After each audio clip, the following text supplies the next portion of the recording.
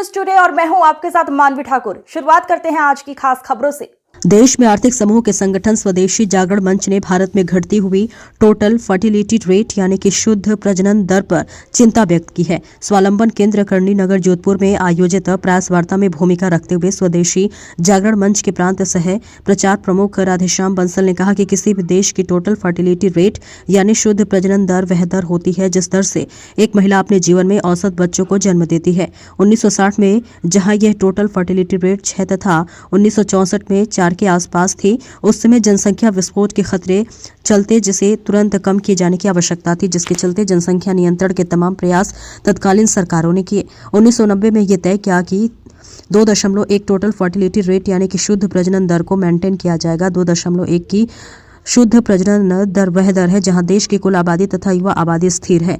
भारत की वर्तमान TFR 2 से नीचे चली गई है और जो कि आने वाले भविष्य के लिए चिंता का विषय है। इसमें टोटल फर्टिलिटी रेट TFR कम हो रही है, वो हमारे देश के विकास और परिवार को सुदृढ़ बनाए रखने के लिए भविष्य का बड़ा खतरा है।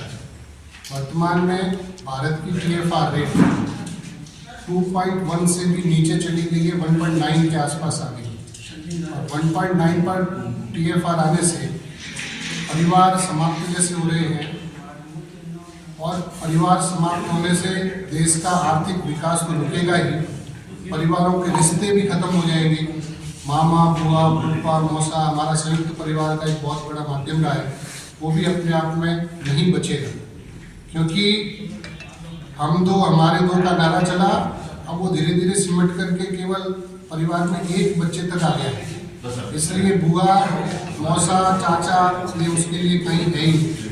ऐसी स्थितियों को देखते हुए और भविष्य में भारत युवा बना रहे, भारत अपनी ऊंचाइयों को प्राप्त करे, तभी संभव है जब हमारा यूथ होगा, हमारा ह्यूमन रिसोर्स अवेलेबल होगा।